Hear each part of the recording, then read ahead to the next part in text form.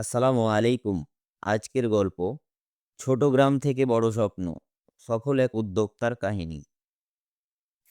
একটি ছোট গ্রাম সবুজে ঘেরা, পাখির ডাক আর মাঝে একটি মাঝারি আকারের পুকুর। সেই গ্রামে এক কোণে থাকত গোপাল নামের এক কৃষক। তার ছিল কিছুটা জমি, আর সেই জমিতে সে ধান সবজি ইত্যাদি ফলিয়ে জীবিকা নির্বাহ করত। দিনের পর দিন চাষাবাদ করে সে টের পেল জীবন চলছে ঠিকই, কিন্তু উন্নতি হচ্ছে না। একদিন জমিতে কাজ করতে করতে তার চোখ পড়ল পুকুরটার দিকে। হঠাৎ মনে হলো এই পুকুরটা শুধু সৌন্দর্য নয়, এর মধ্যে লুকিয়ে আছে উপার্জনের সম্ভাবনা।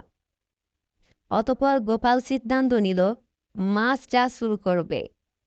স্থানীয় মৎস্য অফিস থেকে প্রশিক্ষণ নিল, কিছু পুঁজি ধার করল এবং পুকুরে ছাড়ল রুই, কাতলা, পাঙ্গাস মাছ।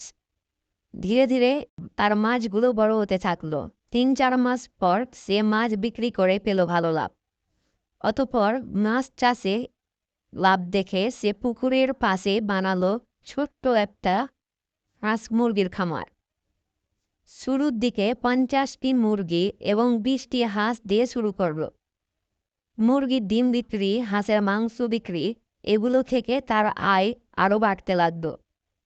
এরপর গোপাল কৃষিকাজে নিয়ে এলো আধুনিক পদ্ধতি, জৈব সার, মালচিং, ড্রিপ ইরিগেশন এসব পদ্ধতি গ্রহণ করে তার ফসলের উৎপাদন বেড়ে গেল।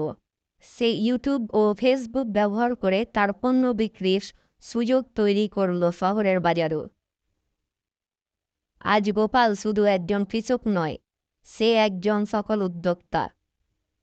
তার আছে মাছের খামার, হাঁস মুরগির খামার, আধুনিক কৃষিক্ষেত্র, এবং সে স্থানীয় যুবকদেরও প্রশিক্ষণ দিচ্ছে। গোপালের জীবনে পরিবর্তন এসেছে শুধু নিজের চিন্তার পরিবর্তনে।